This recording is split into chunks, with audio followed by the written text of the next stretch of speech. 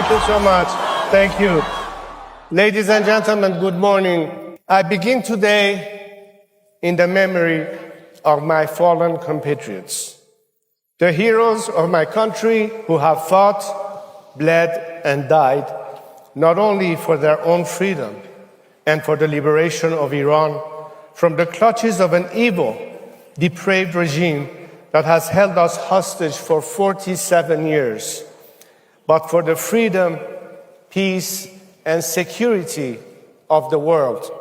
When I speak of these heroes as they come off the streets from protests or as they prepare for the final battle, they often ask me, tell the world we are not just fighting for ourselves, we are fighting for them too. So it is in that spirit and in their honor that I ask you to close your eyes for a moment and imagine a free Iran. No more nuclear threats, no more terrorism, no more hostage-taking, no more closing of the Strait of Hormuz, no more blackmailing of the global community. Imagine an Iran that instead of exporting terrorism is promoting freedom.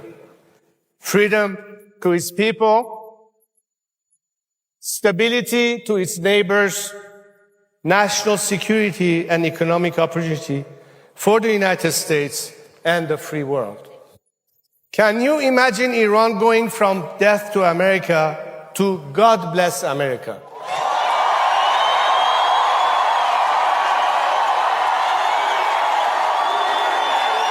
Well, I too can, because I have seen the true soul of my people.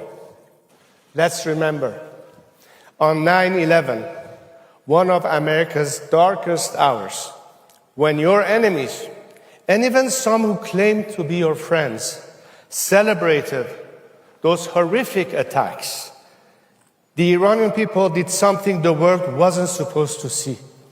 They risked their lives to hold candlelight vigils in the heart of Tehran. They didn't do it for a camera. They did it for a friend in pain.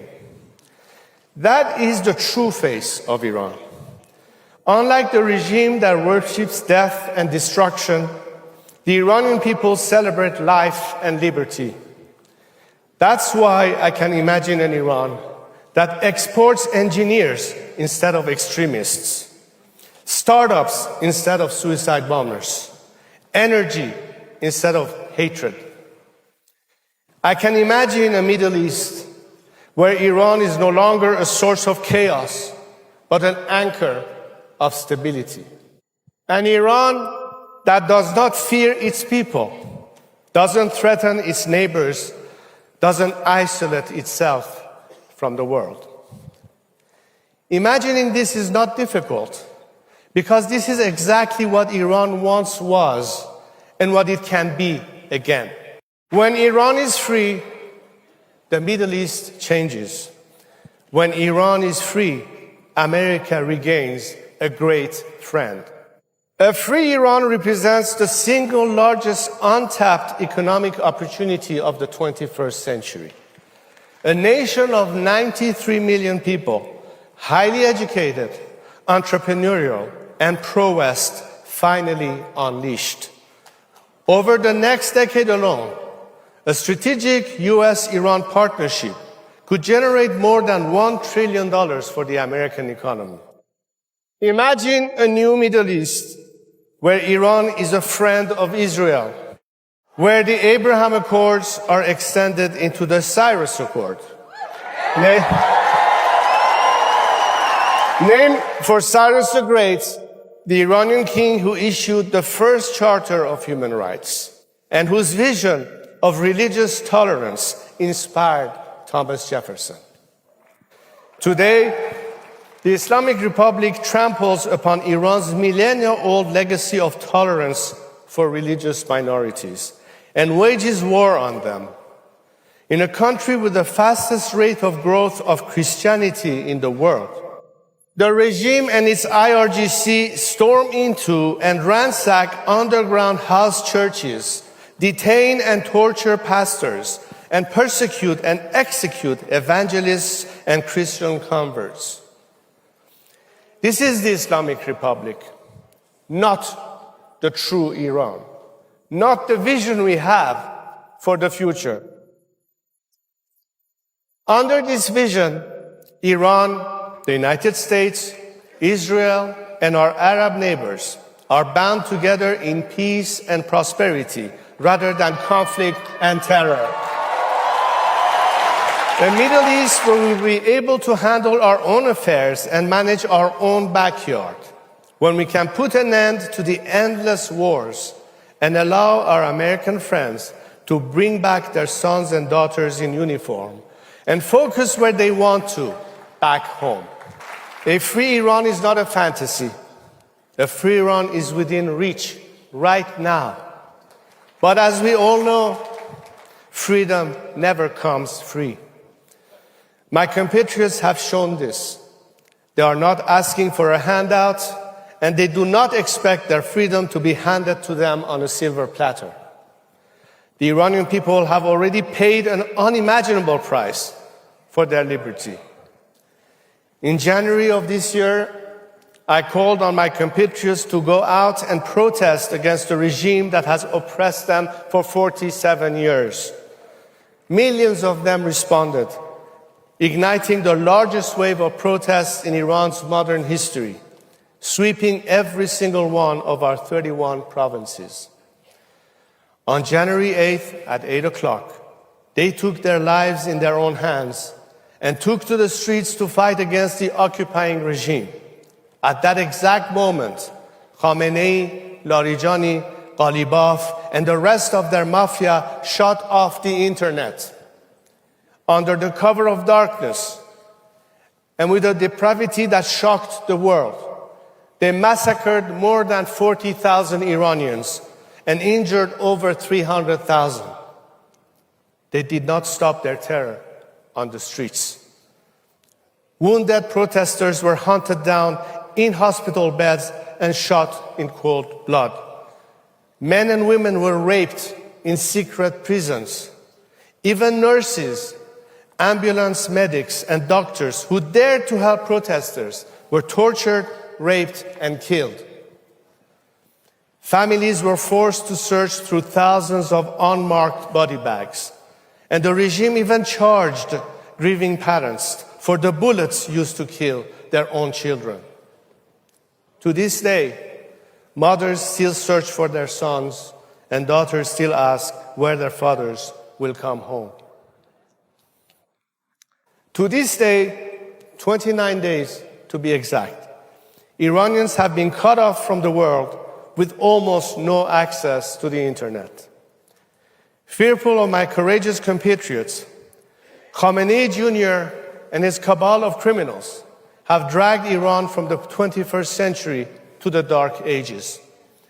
They are afraid that when they do, the world will again see the defiant will of a nation united and determined to topple it. Life can never go back to normal. There is a sea of blood between the people and the regime. After all the massacres, after all they have sacrificed, they will never agree to swap one tyrant for another. And another anti-American tyrant will not serve American interests either.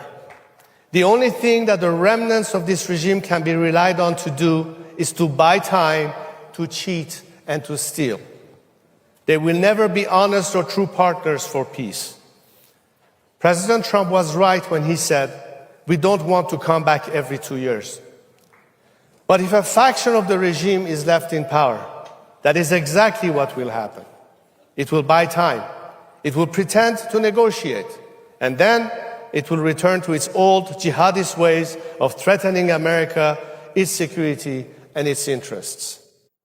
They might promise a short period of artificial calm, but it would inevitably be followed by the same terrorism, the same nuclear blackmail, and the same cries of death to America.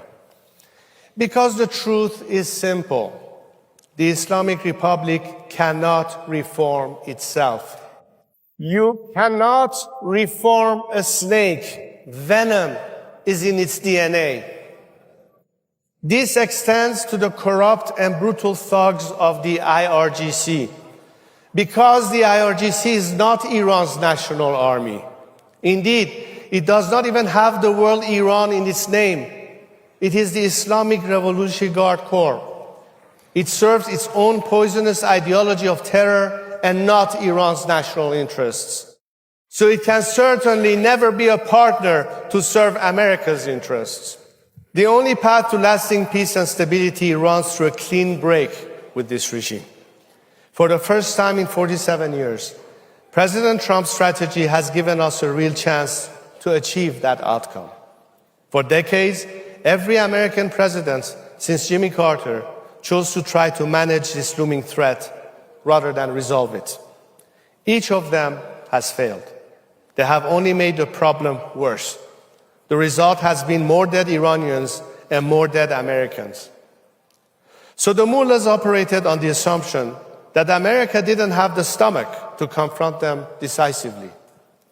That assumption began to collapse when President Trump ordered the strike on Qasem Soleimani.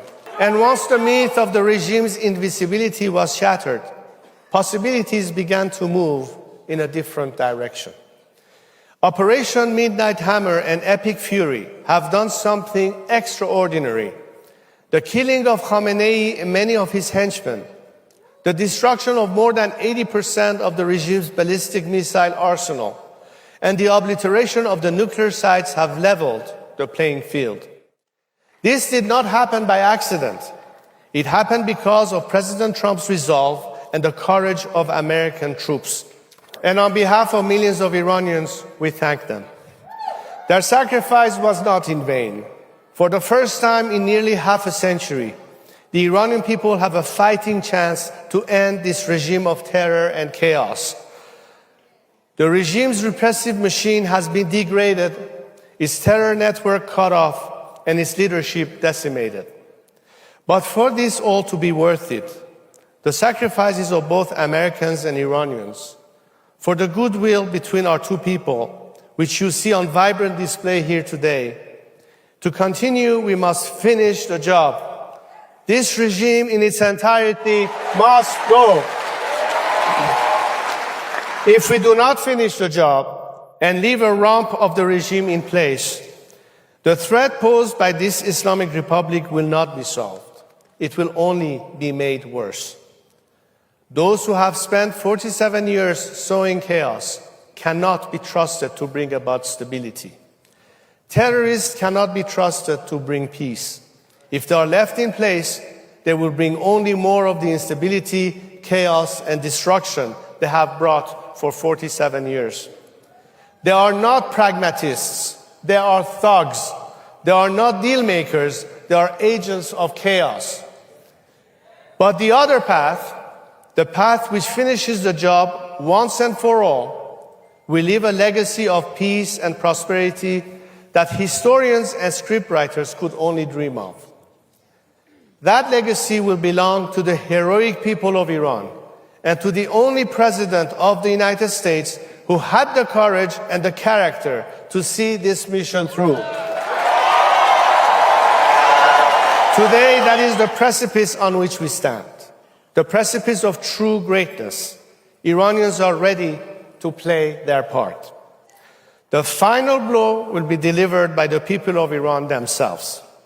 They are already on the ground, and they have already demonstrated their extraordinary courage. They are ready to fight again, but they must be given the chance to do so. As President Trump, Prime Minister Netanyahu, and myself have urged, they are taking shelter while the bombs are falling.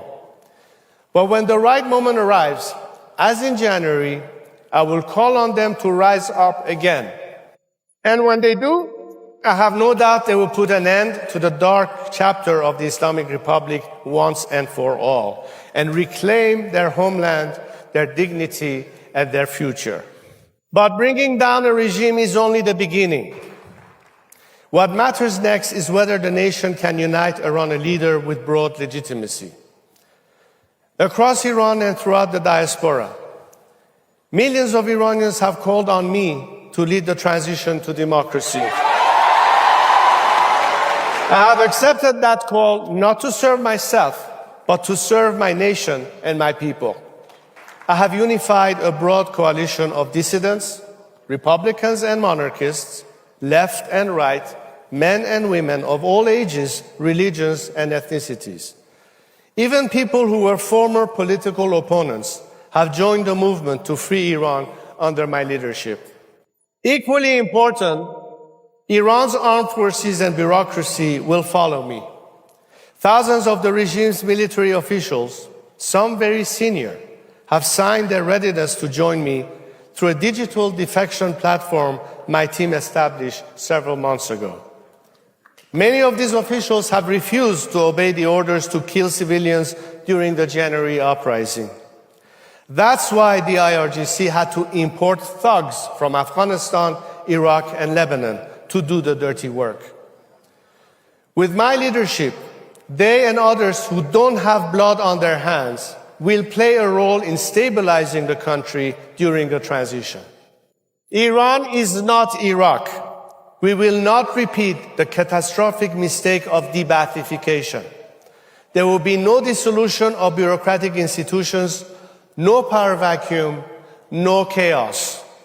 The transition will be orderly, and my team of experts have produced a detailed plan called the Iran Prosperity Project, or IPP. This is a roadmap for national recovery, including the first 100 days after the regime's collapse and the long-term reconstruction and stabilization of our country. What we ask of America now is simple. Stay the course. Do not throw this crumbling regime a lifeline. Pave the way for the Iranian people to finish the job. Because freedom is not an American story alone. It is the story of all people who refuse to live on their knees. It is the story America wrote in 1776. And today, it is the story the Iranian people are writing with their courage and sacrifice. We prefer to die standing than to live kneeling. So, 2026 marks the 250th birthday of the United States. It is my hope and my belief that history will also remember 2026 as the year of Iran's rebirth. What my people are fighting for is the rebirth of our 2,500-year-old civilization. When the black page of the illegitimate Islamic regime is turned, that is the transition and heritage to which Iran will return. So in 2026, our two nations are reaching for a new chapter, both determined to be great. President Trump rightly observed that the Iranian people are the Iranian regime's longest suffering victims. He told them, the hour of your freedom is at hand. And they are already ready to meet this moment. The Iran story is not yet finished. Great civilizations outlast even the most vicious occupiers. With your help and with the courage, sacrifice, and heroism of Iran's greatest youth, our best latest chapter is being written right now. When it is done, a free and democratic Iran will stand alongside the United States as a partner, an ally, and a friend. President Trump is making America great again. I intend to make Iran great again. So, together with my brave compatriots, that is exactly what we will do. Thank you. God bless America and lovely Iran.